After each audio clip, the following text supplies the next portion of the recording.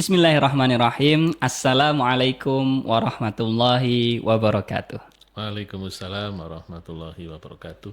Selamat datang kembali di podcast Pulang ke Rumah edisi Ruang Keluarga episode 7.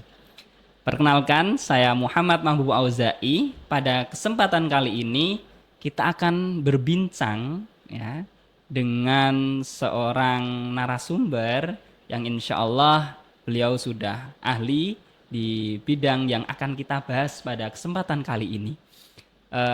Perkenalkan, ya saya perkenalkan secara singkat, beliau adalah Pak Dr. Sus Budiarto, FC MC Psikolog. Beliau merupakan eh, pengurus ya Dewan Pengurus di Lembaga Advokasi Keluarga Indonesia. Kemudian beliau juga seorang dosen psikologi di Universitas Islam Indonesia. Kemudian beliau juga praktisi psikologi. Kemudian sudah banyak ya pengalaman-pengalaman beliau dalam membantu menyelesaikan permasalahan-permasalahan psikologis bagi orang-orang yang membutuhkan pertolongan seperti itu. Nah, pada kesempatan kali ini kita akan mengobrolkan ya, mendiskusikan salah satu pembahasan yang mungkin seringkali terlupa, padahal ini adalah pembahasan yang penting untuk kita bicarakan. Apa itu? Em, Hadirin yang berbahagia, ya, biasanya ya kita mengenal sosok ayah itu adalah sosok yang harus kuat ya, harus tegar, harus tetap semangat meskipun apapun ya, apapun yang terjadi di kehidupannya. Namun kita terlupa bahwasanya ayah itu juga seorang manusia. Oke, maka dari itu tema kita pada kesempatan kali ini adalah Ayah, kami mendengarmu. Perjuangan sunyi di balik sosok seorang ayah. Oke, baik. Di sini sudah hadir tadi Pak Sus. Insya Allah kita akan berbincang. Baik, selamat sore Pak Sus. Selamat sore Mas Auza'i. Masya Allah, Alhamdulillah. Assalamualaikum. Waalaikumsalam warahmatullahi wabarakatuh. Bagaimana kabarnya Pak Ya, Sus? Alhamdulillah saya sebagai seorang ayah merasa sedang akan didengarkan. Wah, Masya Allah. Curhat, curhatnya seorang ayah ini. Oke, Pak. Memang biasanya nggak didengarkan, Pak. Didengarkan, Eh, tapi tidak melalui podcast. Wah, Masya Allah. Oke. Oke, pada kesempatan kali ini berarti kita akan saling memberikan manfaat ya. Kita akan Di, mendengarkan Pak Sus dengan pengalaman-pengalaman beliau, mungkin nanti juga ada nasihat-nasihat beliau dan Pak Sus juga akan merasa didengarkan. Nah, ini menarik ya. Oke, Pak Sus sebelumnya eh, sudah menjadi seorang ayah ya selama ya, berapa tahun ini Pak Sus nih? ayah kandung ya. Oke. Saya menjadi ayah kandung itu sudah 23 tahun. Oh, Masya Jadi Allah. anak pertama kami itu lahirnya tahun 2001. Berarti sekarang sudah 23 tahun ya. Insya Allah besok lusa dia akan wisuda S1. Wah, Alhamdulillah. Bahagianya salah satunya seorang ayah. Oke. Oke, berarti putra Ya, pertama pertama 23 tahun, oke. yang kedua perempuan, kalau yang Hmm, pertama laki-laki, yang oh, kedua perempuan sekarang usianya 20 tahun. oke. Yang ketiga laki-laki usianya 11 tahun. Oh, Masya Allah. Bonus dari Allah. Oh, Masya Allah. Oke, berarti kurang lebih Pak Sus sudah menjadi seorang ayah selama 23 tahun tuh Ya, mungkin bisa diceritakan Pak, rasanya maksudnya ya. perasaannya sebagai Ya, seorang ayah itu seperti apa? ya, rasanya bahagia ketika kita tahu bahwa istri saya mengandung. Masya Allah. Kemudian saya bersyukur sekaligus berdoa, karena ada cemasnya juga ya. Kalau waktu itu saya ingat doa saya yang paling utama ya Allah, adalah ya Allah mohon agar dikaruniai anak yang sehat lahir batin.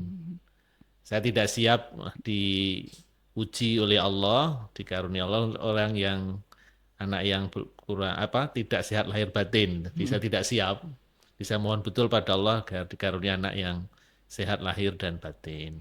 Oke. Kemudian ketika anak lahir, bersyukur karena alhamdulillah dikarunia anak yang sehat lahir dan batin Allah kabulkan. Masya Allah. Alhamdulillah. Itu rasanya bahagia. Oke. Nah, kemudian pernah sedih ketika anak-anak itu sakit ya. Oh, Sebagai ayah saya itu paling sedih ketika melihat anak itu sakit. Anak-anak itu sakit. Istilah Jawanya itu entek atine. Jadi apa? Ada bagian dari jiwa yang seperti tercabut gitu atau terambil ketika anak itu sakit. Padahal baru sakit ya. iya. Jadi saya bisa merasakan betapa beratnya kalau sampai dipanggil Allah anak-anak itu. Dan saya tidak sanggup. Karena saya mohon pada Allah, ya Allah karuniakan anak saya usia yang panjang dan sehat karena saya tidak siap untuk dicoba yang seperti itu. Dicoba sakit saja sudah membuat saya sangat cemas dan entek hati ini tadi kan. Jadi kayak apa istilahnya bagian jiwa itu ada yang seperti terambil gitu. Mohon betul agar dikaruniai kesehatan, kemudian kembali pulih. Itu yang apa namanya yang menyedihkan. Dan ketika sehat kemudian kita sangat bersyukur. Masya Allah. Kemudian setelah anak itu kembali sehat, saya jadi menyadari kalau Allah telah kabulkan ya dari sakit ke sehat maka harus banyak-banyak bersyukur. Masya Salah cara bersyukurnya adalah kalau sama anaknya orang lain itu jangan galak-galak. Bersyukur karena dikarunia anak yang sehat, anaknya orang lain juga saya membayangkan orang tuanya, terutama dalam hal ini kita ayah ya, ayahnya juga saya membayangkan pikirannya sama dengan saya, perasaannya sama dengan saya. Kalau anaknya sampai sakit hatinya atau mungkin tergores luka hatinya karena saya sebagai dosen mungkin galak gitu ya, itu saya sadar juga. Meskipun pada kenyataannya saya juga galak. Bagi dosen itu saya akan galak kalau mahasiswa itu sudah mau DO. Itu saya akan galak. Karena kalau nggak saya galaki mereka DO beneran. Dan itu membuat saya sebagai ayahnya mereka misalnya itu lebih sedih kalau mereka sampai ke DO daripada mereka saya marahi biar nggak kena DO. Pengalaman sebagai dosen Masya dan Allah. ayah. Oke. Berarti ayah biologis juga ayah Ayah ideologis juga. ideologis. Oh, Masya Allah. Oke. Oke, sekarang menurut Pak Sus nih, menurut Pak Sus tuh apa sih arti menjadi seorang ayah menurut Pak Sus? Eh, yang saya pahami sebagai ayah itu juga sebagai leader yang pertama, sebagai pemimpin bagi keluarga, bagi istri dan terutama bagi anak-anak. Mengajari mereka, sebenarnya bukan mengajari, memberi keteladanan pada anak-anak itu yang kepemimpinan. Melatih mereka untuk menjadi pemimpin di dalam keluarga dan sekaligus memimpin di masyarakat. Yang pertama sebagai pemimpin, meneladani ya, keteladanan dari seorang ayah. Dan yang kedua, ayah itu juga sebagai pendidik. Pendidik terutama bagi istri gitu ya. Terus nanti istri mendidik anak-anak. Karena pengalaman saya, dulu sebelum nikah saya berdoanya gini Mas Alzai. Jadi, ya Allah karuniakanlah pada saya istri yang solihah gitu kan. Yang saya bisa mempercayai pendidikan anak saya kepadanya. Saya tak mendidik anaknya alam semesta, ya, anaknya semua orang, rahmatul alamin. Nah, karena itu saya berharap di rumah itu anak-anak saya cukup dengan istri saya sudah, misalnya sudah cukup. Alhamdulillah kabulkan doa saya itu, istri saya juga seorang psikolog. Jadi Masya Allah. saya tidak perlu banyak berdiskusi tentang cara mendidik anak, karena kami belajar di tempat yang sama, dosen yang sama, kemudian kami juga ngaji di pesantren yang sama gitu. Jadi saya sudah tahu bagaimana seharusnya seorang ibu dan dalam mendidik anak gitu. Jadi saya sudah mempercayakannya. Jadi saya gantian gayanya itu menjadi ayah dalam konteks mendidik orang lain. Karena bulan saya jadi dosen kan, jadi saya mendidik para mahasiswa, saya anggap mereka seperti anak-anak saya. Jadi kalau mereka bahagia, saya berdoa moga anak saya juga bahagia dididik oleh ayah-ayah ideologis yang lain. Karena kebetulan ini curhat juga saya sebagai ayah. Anak saya yang pertama itu saya tawari masuk psikologi itu tidak mau. Ah, laki-laki, mungkin laki-laki. Yang kedua perempuan. Saya mengira dia akan meneruskan cita-cita saya, meneruskan diri saya sebagai psikolog.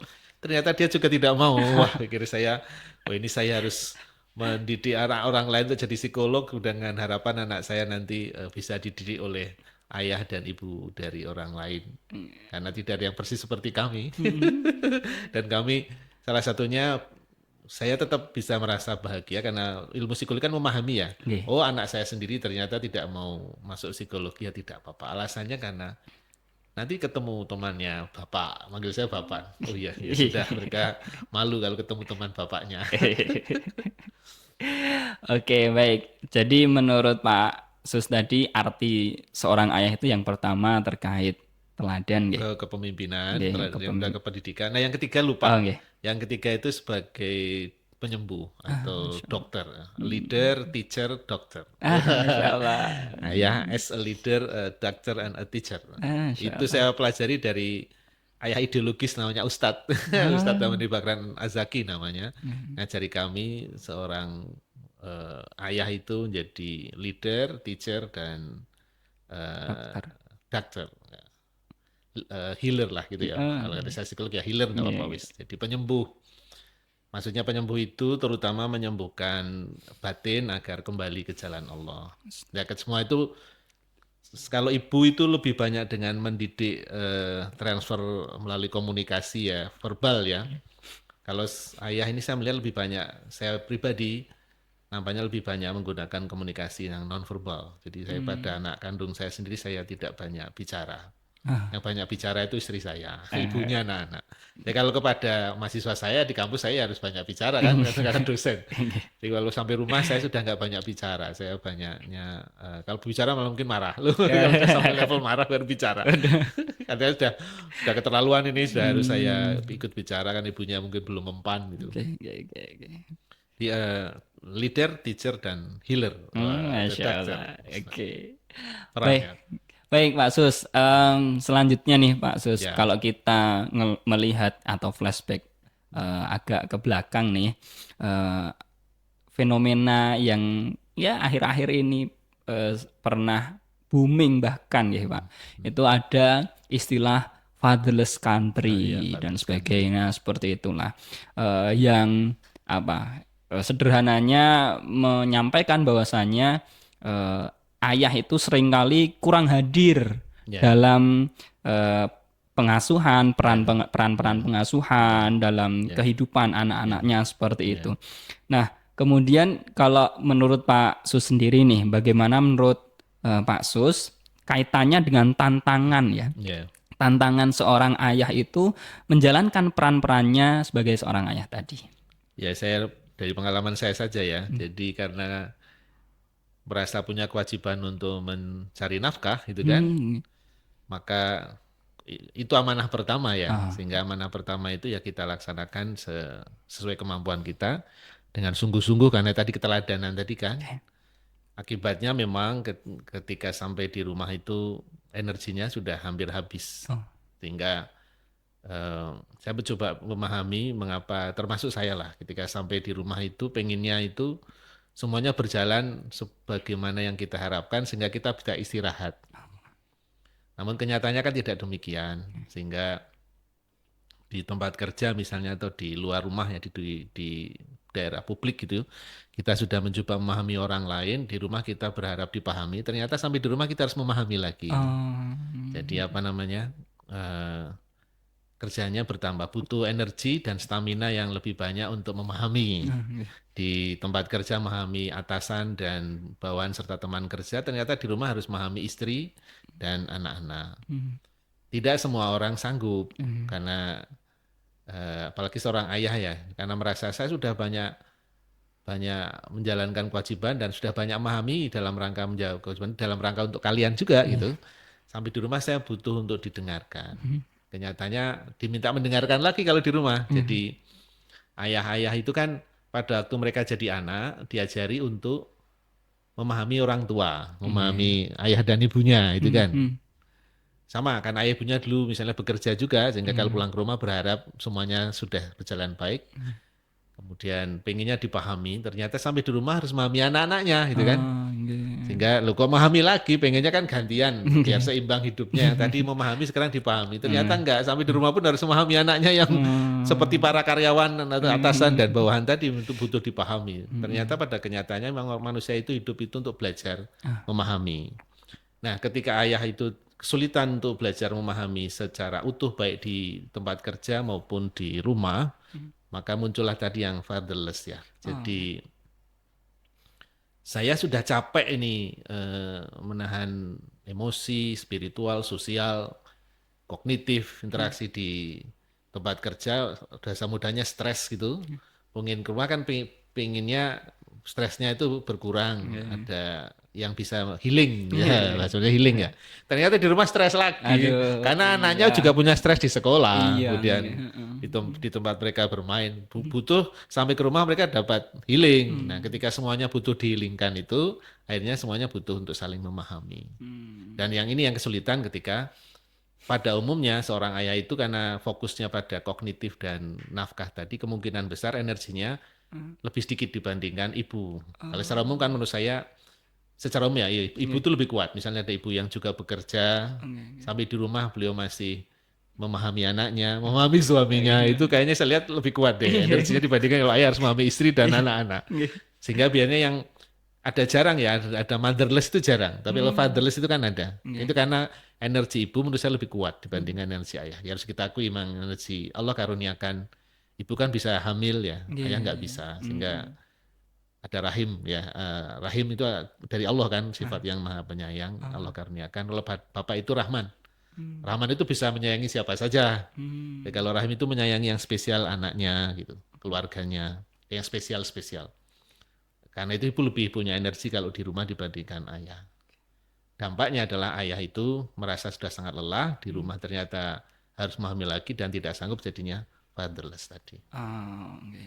Baik, berkaitan dengan tadi ya Pak Sus ya, terkait perasaan-perasaan ayah, kemudian ya mungkin ayah lebih seringkali didominasi oleh kognitif dan sebagainya seperti itu.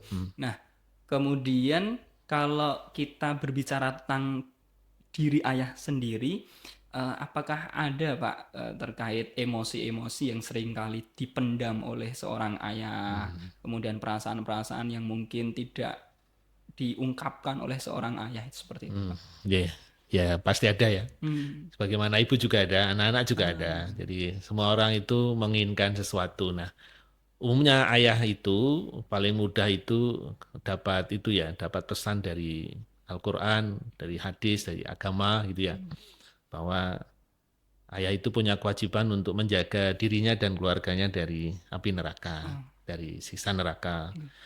Siksa neraka di akhirat itu ya neraka beneran. Kalau di dunia itu neraka itu artinya ya ketidaktenangan.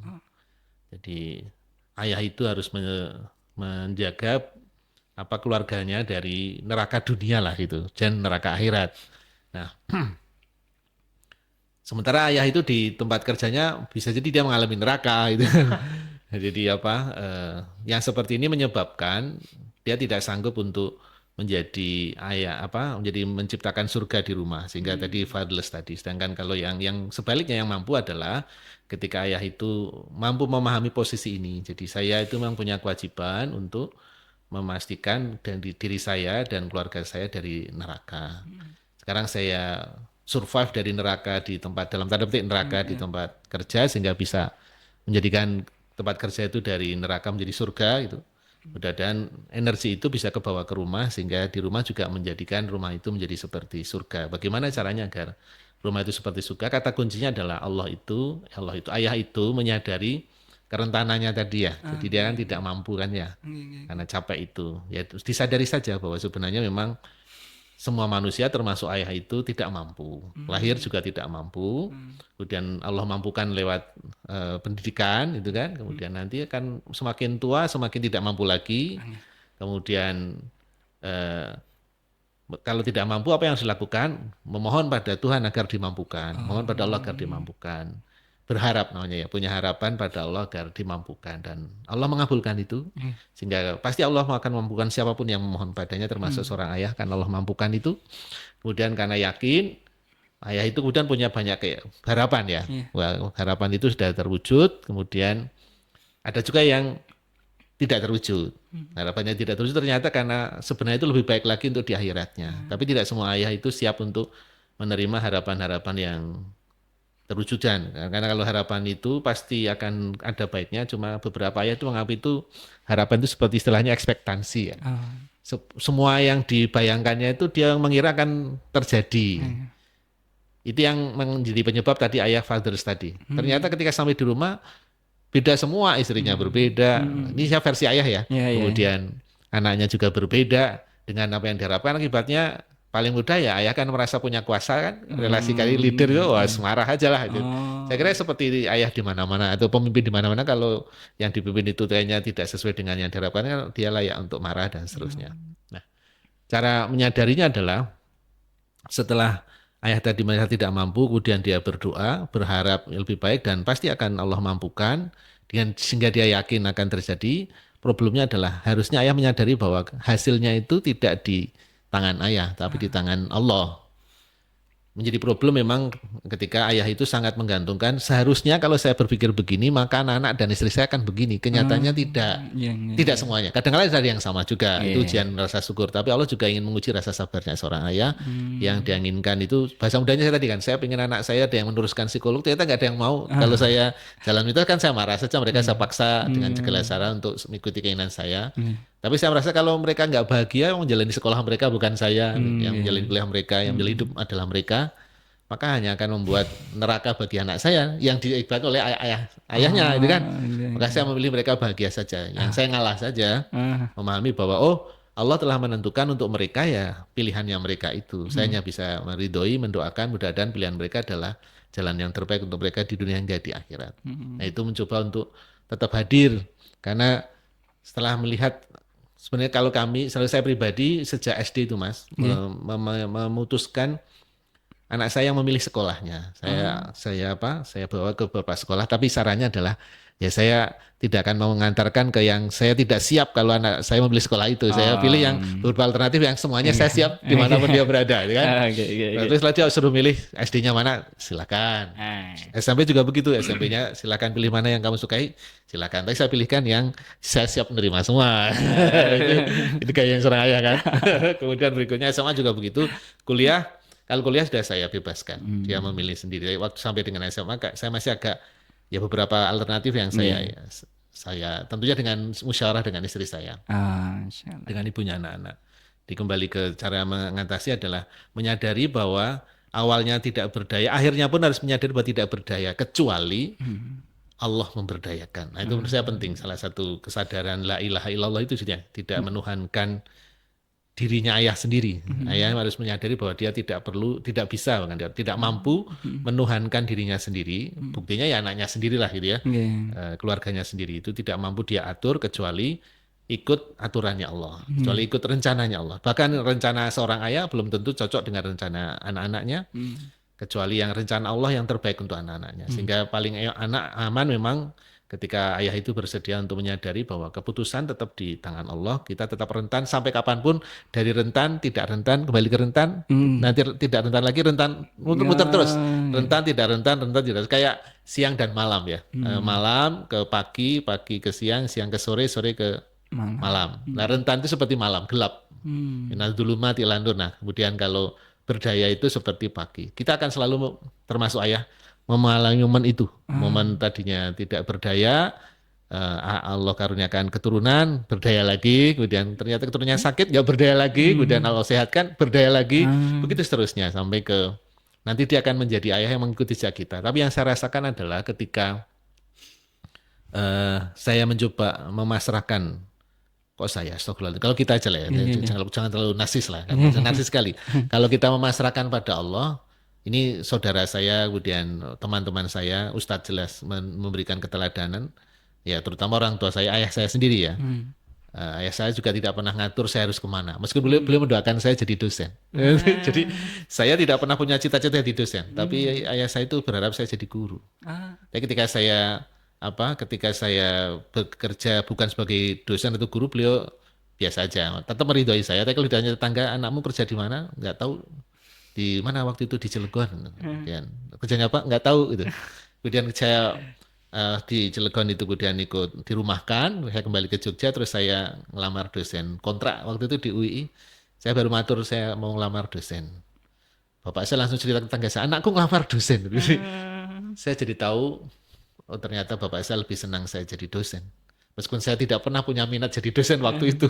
Tapi sampai sekarang saya jadi dosen. Hanya untuk menunjukkan bahwa eh, doa ayah, kerentanan seorang ayah itu kemudian apa namanya Allah ijabahi dengan sehingga dia merasa mampu, tapi akhirnya keputusannya terserah pada anaknya kembali.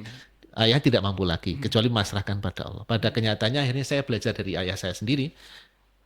Oh ternyata jadi ayah yang baik itu tidak perlu memaksakan kehendak ayahnya, kehendak dirinya, diri ayahnya itu kepada anaknya.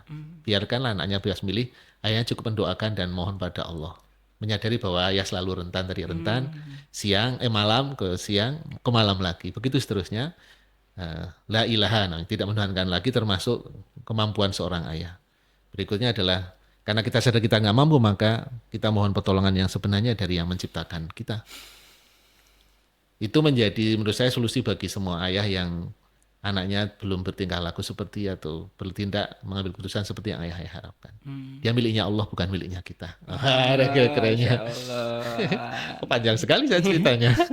Menarik ya, ini ada satu kalimat yang perlu kita Anak kunci. kita itu miliknya Allah. Ya. Masya Allah. Bukan miliknya kita. Nah, untuk para ayah dan mungkin saya juga ya Pak Sus, karena mohon doanya ini saya Amin, sedang ya Allah. menunggu anak. Semoga saya. Allah karuniakan Nur Muhammad berupa manusia yang soleh-solihah. Amin, amin. Allah ridhai dunia akhirat. Amin. Sehat lahir batin. Amin. Dan untuk para hadirin juga doa yang sama disampaikan. Ya, amin Pak untuk Sus. semua ayah. Semoga Allah karuniakan putra-putri yang sehat. Amin. Lahir batin dunia akhirat. Amin. Amin. Baik. Kemudian Pak Sus, ternyata kan sepenting ini ya sebenarnya membicarakan terkait tadi ya kerentanan, ketidakberdayaan seorang ayah, dan seorang ayah itu perlu menyadari seperti itu. Nah, namun yang perlu kita mungkin bahas juga ya Pak, mungkin kalau menurut Pak Sus sendiri, kenapa tema ini tuh jarang ya Pak diangkat atau jarang dibicarakan. Mungkin seringkali yang kita fokuskan ada bahkan kementerian aja namanya Kementerian Pemberdayaan Perempuan. Nah, tidak ada misalkan laki-laki dan sebagainya seperti itu Pak. Iya. Ya itu pemerintah ya. Tapi saya mencoba memahami pemerintah sekarang. Mengapa ya seluruh dunia ya nggak cuma Indonesia ya. Mengapa isu perempuan dan isu anak itu menjadi lebih istilahnya lebih seksi ya bahasa beritanya daripada isu ayah. Karena memang kalau ayah diasumsikan itu sejak dari agama itu diasumsikan cenderung ke maskulin. Konteksnya adalah kalau dalam Islam itu kan dia. Hu itu cenderung ke ayah lah gitu atau laki-laki. Nah, saya juga tidak tahu kenapa karena saya laki-laki, tapi mungkin ini konteksnya mengapa bisa begitu karena diasumsikan laki-laki sudah apa namanya sudah sering mendapatkan semua aturan itu sebenarnya konteksnya untuk laki-laki gitu sehingga untuk perempuan sama anak itu jarang. Berikutnya perhatian itu hanya untuk laki-laki sehingga ayah ya. Sehingga untuk ibu jadi jarang. Sehingga kemudian muncullah hari ibu ya, kemudian hari ibu pertiwi, kemudian umumnya ya karena diasumsikan ibu yang apa lebih banyak tadi seperti saya masuk dalam alam bawah sadar saya loh, yang mendidik secara langsung nanti ibu gitu ya, ibu lebih menyayangi, lebih rahim. Kalau ayah kan rahman. Kalau mendidik kurang kuat lah gitu, lebih bagus ke ibu. Namun bagaimanapun kalau kita mulai tadi kan Bismillahirrahmanirrahim. Rahman dulu kan, Bismillahirrahmanirrahim. Jadi artinya ayah dulu harus baik, kemudian berikutnya ya baru ibu yang baik. Dan nanti kalau di akhirnya ternyata ibu itu enak sekali mas. Ibu nggak akan bertanggung jawab terhadap pendidikan anaknya, yang bertanggung jawab ini bapaknya. Jadi setiap manusia kullu mauludin yuladatu alal fitrah, setiap manusia itu suci dan nanti pun kembali suci. Dia sebenarnya suci. Kecuali bapaknya. Bapaknya lah yang membuat dia jadi tidak suci. Ya. Yuhawidanihi au yunasiranihi au yunajisanihi. Jadi bapaknya lah yang membuat karakter anak tersebut tadinya suci, ya tadi ya, suci itu contohnya adalah tadi menyadari bahwa kita tidak sanggup kecuali Allah menyanggupkan sebagai penciptanya. Kita sadar bahwa kita rentan kecuali Allah menguatkan. Nah itu. Dia miliknya Allah, itu kan. Nah, anak itu miliknya Allah, bukan miliknya bapaknya. Apa? Menyadari ini itu suci. Namun karena bapaknya ngajari, bapak itu artinya ya bapak, kemudian para guru dan seterusnya, lingkungan, alam, secara umum mengajari bahwa tidak harus selalu taat pada Allah, itu kan, taat pencipta, tapi bisa taat pada dirinya sendiri, tahu kebenaran tapi mengingkari, itu. Yang kedua, tahu kebenaran tapi tidak mau mengikuti. Yang ketiga, tidak tahu dan tidak mau tahu kebenaran. Itu. Kebenaran artinya Tuhan, gitu ya. Tidak tahu siapa ya penciptanya, itu jadinya bapaknya itu yang akan bertanggung jawab. Fa'abawahu. Jadi kalau ibu aman, kalau anak-anak sampai tidak sanggup mengatasi kerentanannya, maka bapaknya lah nanti di akhirat akan bertanggung jawab terhadap anak-anaknya. Kalau ibu tidak, ya, itu seharusnya. Tetapi entah kenapa yang seperti ini dalam masyarakat kan tidak muncul. Yang disuruh tanggung jawab itu ibunya. Karena perilaku bapak juga ya. Kalau naudzubillah misalnya kalau ada orang berzina itu kan harus tanggung jawab malah ibunya. Sehingga anaknya itu menjadi anak itu binti ibunya, karena bukan bin bapaknya. Karena bapaknya nggak ada yang mau tanggung jawab. Nah yang kayak gini tuh membuat anaknya nanti kan lahir dengan kemarahan pada bapaknya. Mudah-mudahan ibunya mau memaafkan, kemudian ibunya mau mengajari anaknya untuk memaafkan bapaknya, kemudian si anak tadi mendapatkan bapak lain misalnya dari bapak ideologis, kemudian bapak asuh, dan mudah-mudahan kalau ibunya berkenan menikah itu kemudian dapat bapak yang menyayanginya, sehingga dia tahu bapak itu tujuannya adalah kasih ya kepada orang yang meminta kasih sayang, beliau kasih, pada orang yang tidak menyayanginya dia tetap memberikan kasih sayang. Itu sifat bapak. Sehingga umumnya kalau laki-laki atau bapak itu kan bisa menyukai, mencintai banyak orang. Tapi diikat oleh akad nikah dan diikat oleh Allah, ketaat pada Allah harus menjadi lebih utama daripada menyukai berapa orang. Tapi kalau umumnya perempuan itu fitrahnya itu menyukai satu orang.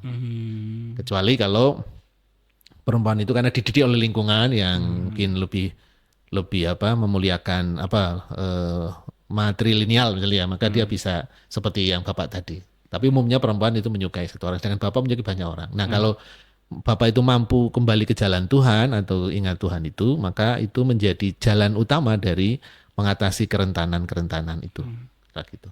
Oke, wah menarik nih terkait mengatasi kerentanan-kerentanan yang mungkin dialami atau dirasakan oleh para ayah. Perlu tadi ya menyadari kerentanan itu sendiri seperti itu. Kemudian ya tadi tidak bergantung pada dirinya, tapi meminta tolong khususnya pada Tuhan atau Allah Subhanahu wa Ta'ala. Jadi problem kalau bapak itu atau ayah itu merasa dia mampu.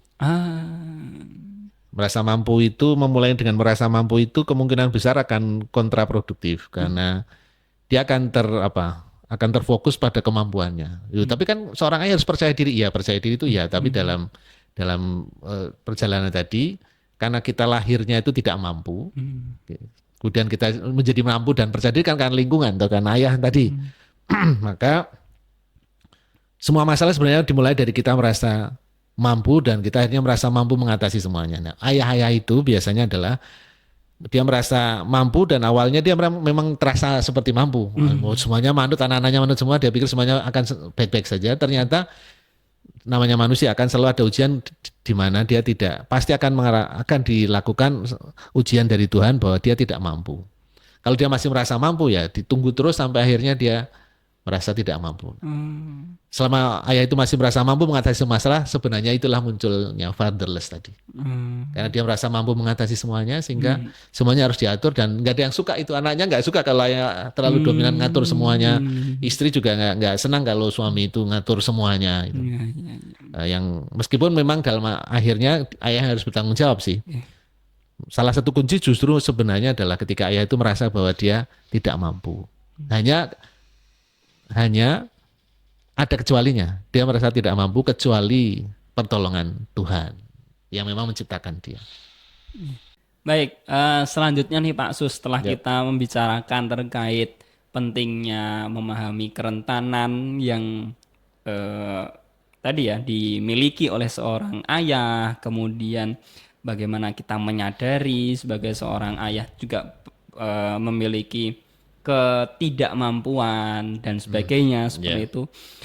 Selanjutnya yang perlu kita bahas mungkin terkait ini, Pak. Bagaimana sih dukungan ya, bentuk-bentuk dukungan seperti apa ya yang paling dibutuhkan atau mungkin yang semestinya ya dibutuhkan oleh para ayah dari keluarga maupun lingkungan sekitar untuk tadi membantu ayah menjalankan peran-perannya, entah peran sebagai pemimpin, sebagai pendidik, sebagai penyembuh dan sebagainya tadi, Pak. Ya. Berdasarkan pengalaman saya sebagai anak dari ayah saya dan ibu saya, ya fokusnya hari ini kita ayah ya. Ya. Kemudian saya sebagai ayah bagi anak saya dan suami bagi istri saya, yang saya butuhkan itu adalah pemahaman, jadi pengertian. Saya akan jauh lebih lebih lega, lebih tenang ketika pulang ke rumah, ketika sampai di rumah, istri saya memahami kelelahan saya. Anak saya juga memahami betapa lelah bapaknya menghadapi tekanan tugas. Karena kan itu seperti jihad ya. Orang pulang jihad itu kalau didukung, sebelum didukung, diterima saja. Diterima, dipahami bahwa saya ini lelah, saya ini punya banyak masalah di tempat kerja, tolong kalian pahami. Begitu sampai di rumah mereka memahami itu terapi yang luar biasa. Jadi kalau boleh meminta ya berharap sih kalau ke ruang itu ketemu psikolog-psikolog yang apa kerjanya memahami. Nah problemnya adalah semua orang kan punya masalah. Istri, apalagi istri misalnya sama-sama kerja dengan suaminya. Sampai ke rumah istrinya kan juga pengen dipahami oleh suaminya. Kemudian anak punya masalah di sekolah atau di tempat di kuliah atau mungkin kalau dia bekerja tempat kerja juga. Mereka juga pengen pas salahnya pulang itu ayahnya itu menjadi tempat mengadu untuk dipahami, gitu kan. Semua orang pengen dipahami. Nah, ketika ayah itu pulang ke rumah pengen dipahami, ternyata anak dan istri yang minta dipahami, di sini letak seorang ayah untuk bisa memahami beratnya menjadi seorang pemimpin, kemudian menjadi seorang pendidik maupun penyembuh tadi ya. Jadi ya kita ngalah dulu untuk memahami mereka. Tapi kalau misalnya pengen membuat seorang ayah itu untuk para anak-anak ya, anak-anak saya dan istri saya kalau nonton ini. Tapi saya kira mereka sudah melakukan itu sih, sehingga saya sangat bersyukur. Jadi ketika sampai di rumah, anak saya memahami saya, kemudian istri saya juga memahami saya. Saya kira sangat bahagia kalau seorang ayah pulang sampai di rumah dia merasa dipahami. Karena di tempat kerja belum tentu dia merasa dipahami. Dia umumnya harus memahami orang. Ya, kenapa? Karena itu bagian dari survival supaya dia bisa survive di tempat kerja. Umumnya kalau orang itu di rumah merasa dipahami, di tempat kerja lebih enak untuk memahami orang. Karena kan seimbangan ya, ada homeostatis.